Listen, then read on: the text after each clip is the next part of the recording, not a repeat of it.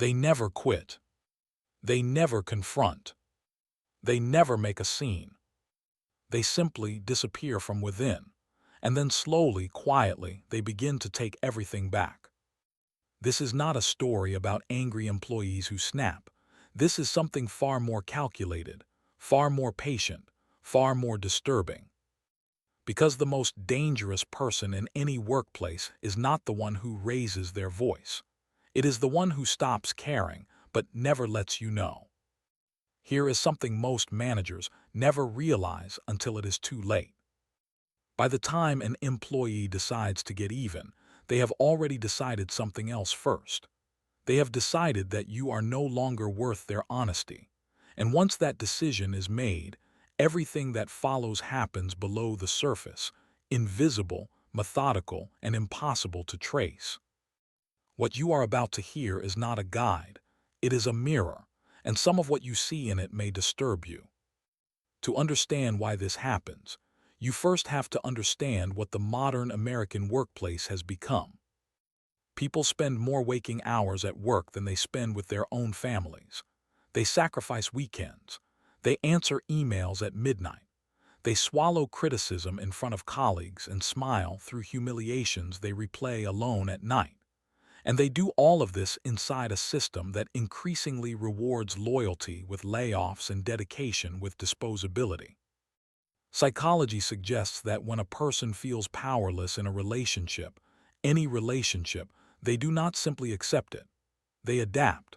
And in the world of work where confrontation carries consequences, that adaptation often takes a form that is quiet, strategic, and deeply human. It is called silent revenge. The first form almost no one talks about is what researchers call psychological withdrawal. It does not look like anything at first. The employee still shows up, still sits at their desk, still attends the meetings, but something fundamental has shifted. They have mentally left the building and they are not coming back. In many cases, this begins the moment a person feels genuinely disrespected, not just frustrated, disrespected. There is a difference. Frustration fades. Disrespect calcifies. It hardens into something cold and strategic. When that happens, the employee stops volunteering ideas. They stop going beyond the minimum.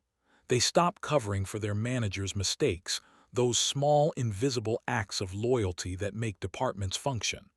They do exactly what is required of them, not one thing more. From the outside, it looks like someone having a quiet week.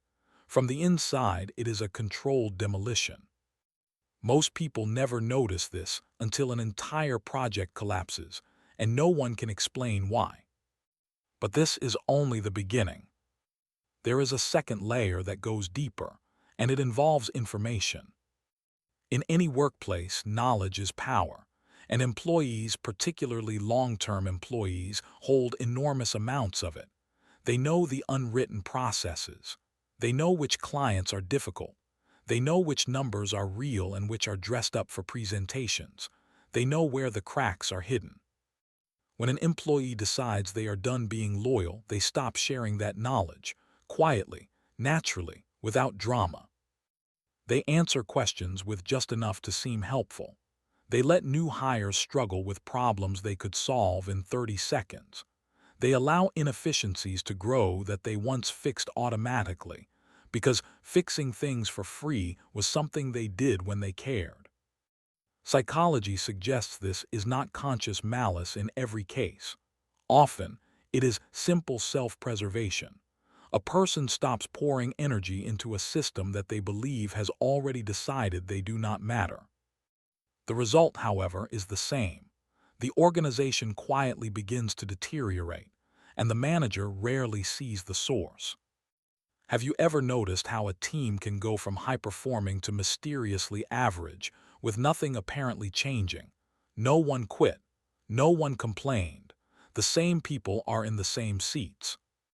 What changed was invisible, and it was intentional. Here is where it gets darker. There is a form of silent workplace revenge that targets reputation directly, not through confrontation, not through accusations, but through something far more surgical, strategic truth-telling. An employee who has been wronged does not need to lie about their manager. They simply need to tell the right truth to the right person at the right moment. A passing comment to someone in another department. A hesitation before answering a question in a meeting that plants a small, deniable seed of doubt. A carefully timed silence when someone else praises a decision, just long enough to make the room wonder. None of it is provable. None of it is actionable. But over weeks and months, perception shifts. And in the modern workplace, perception is reality. Research has shown that a single trusted employee can reshape how an entire organization views a manager without ever saying anything overtly negative. It happens through tone, through omission, through the slow, patient withdrawal of social endorsement.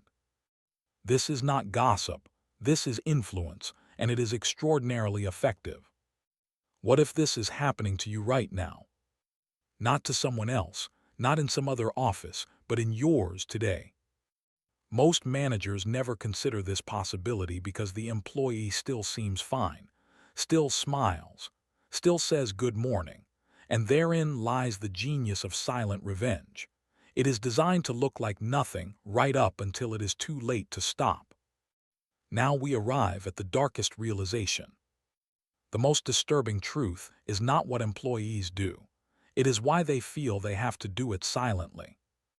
In a healthy environment, a person who feels wronged would say so, directly, honestly. But in most modern workplaces, particularly in America, where employment is often at will and job security feels fragile, speaking up carries too much risk. Complain and be labeled difficult. Push back and be passed over. Confront and be managed out. So people learn to go underground. They learn to protect themselves inside a system that was never designed to protect them. And silent revenge becomes not a choice made from cruelty, but a rational response to powerlessness. That is what makes it so hard to stop, because it is not coming from a broken person.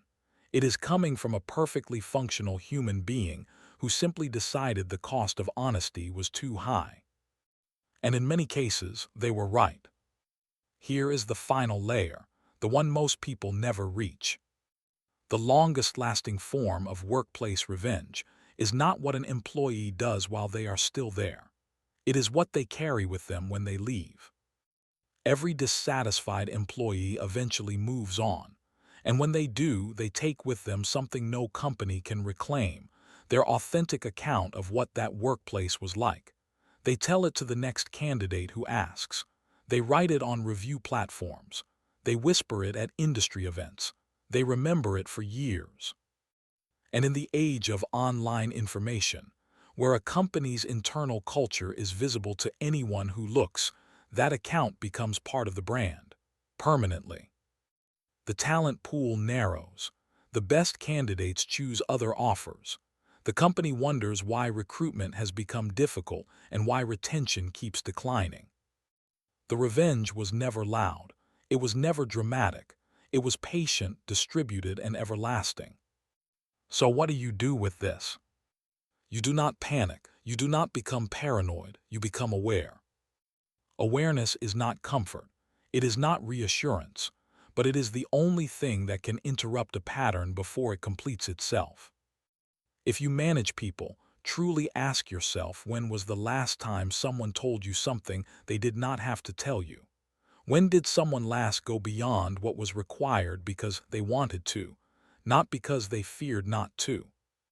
If you are an employee, ask yourself whether you are still genuinely present, or whether you have already left without saying a word. The most powerful thing about silent revenge is that it does not require anger. It does not require confrontation. It does not even require effort. It only requires a decision.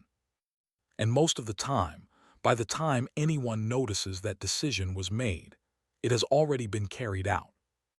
Once you see it, you cannot unsee it. That is the nature of all dark psychology. It was always there, hidden in plain sight, dressed as normal behavior, ordinary days, and quiet people who seemed perfectly fine. The workplace is not just where people work. It is where power lives. And wherever there is power, there will always be those who find a way to take some of it back. Silently, patiently, completely.